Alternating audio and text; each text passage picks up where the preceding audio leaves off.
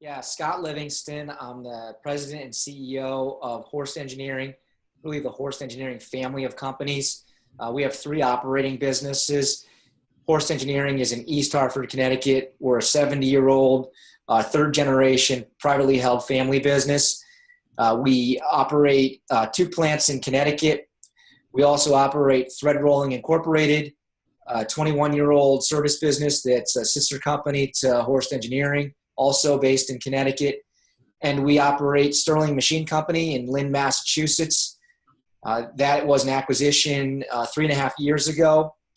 We have 45 people in Lynn and about 120 between the two Connecticut operations.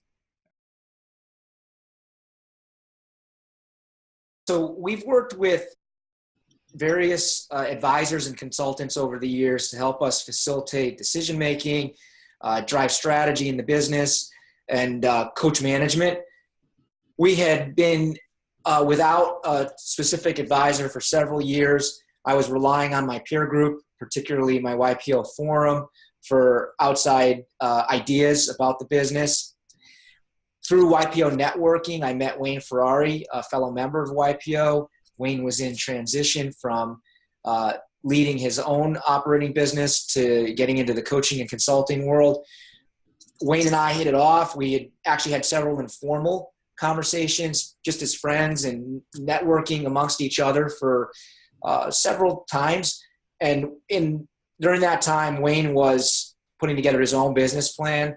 So it got to the point where he proposed that we make it more formal, and I leaned in.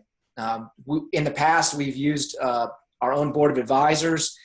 Currently don't have any formal governance like that. It's not really a need of the business at this time as much as strategic planning and management consulting.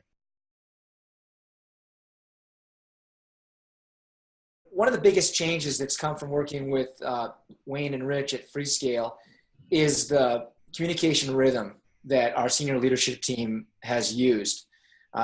We're 18, almost 20 months into this, and we have a new iteration of our senior leadership team. I've had several over the past 15 years since I've been leading this business. And the most current group that's been working with Freescale is following the Rockefeller Habits communication rhythm. So that's been the biggest impact. We had historically been exposed to the Rockefeller Habits, had used daily huddles, but never before had we been so focused at making sure we continue with the plan. So that's been the biggest change, is that we've stuck with it. Mm-hmm.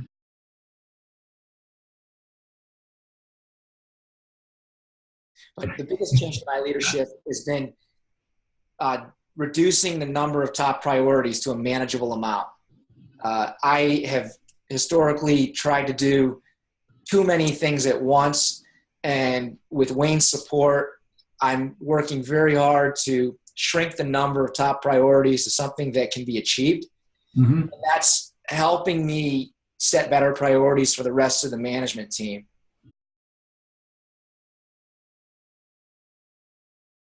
I think the number one thing that surprised me about working with the Freescale team is how much intentional work it would take on my part.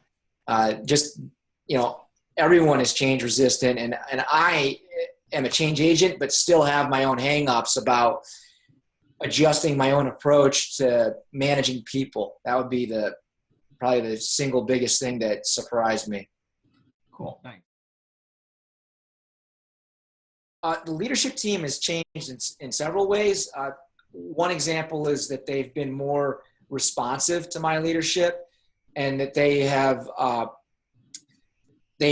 adjusted their own approach to incorporate some of these Rockefeller habits.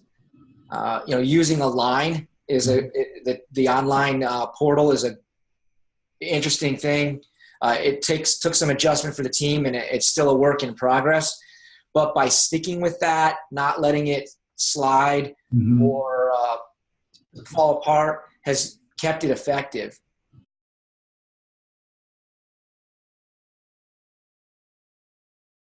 Of the four principles, people is where we've put like 80% of our focus.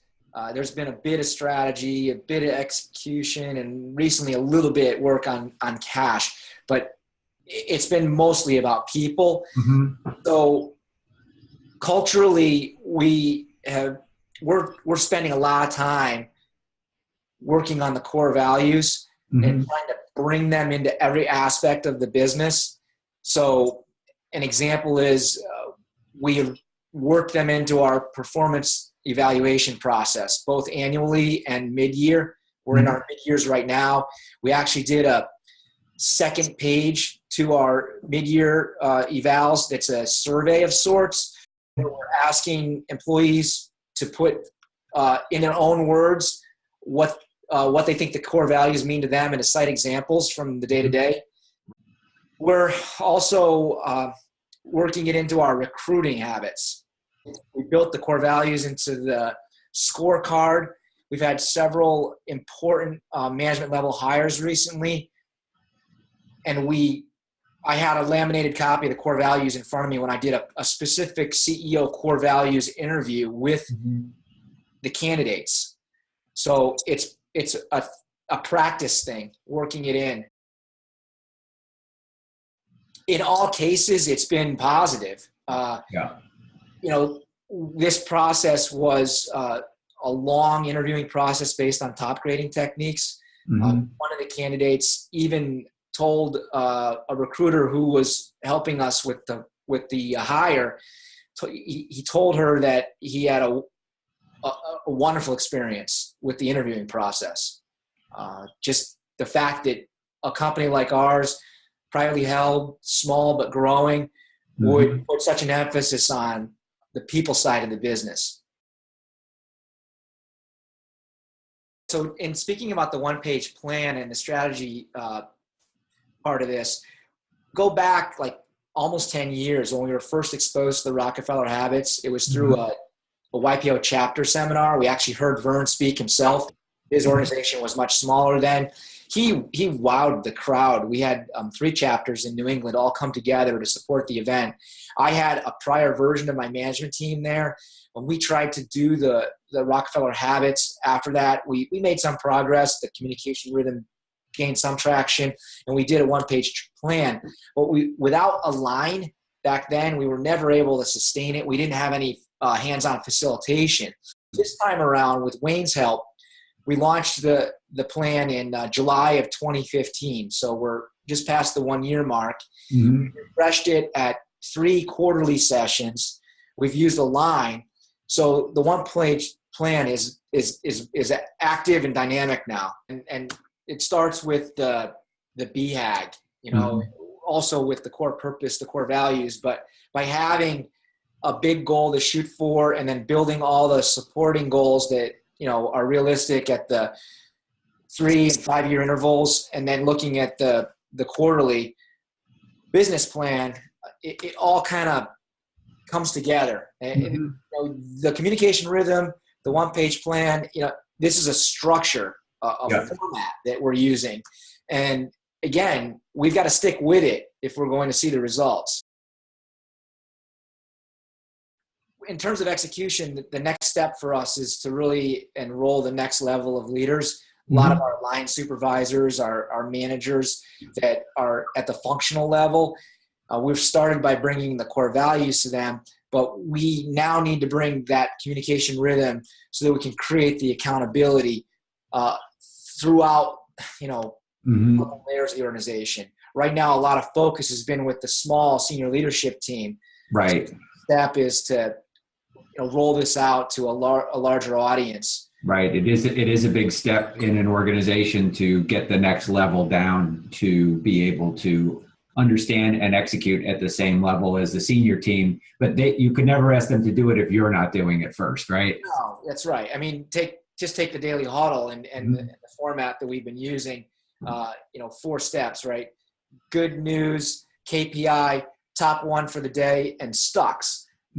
Just getting folks from the shop floor or at the department level to even stick with that format daily, it could fall apart from Tuesday to Thursday.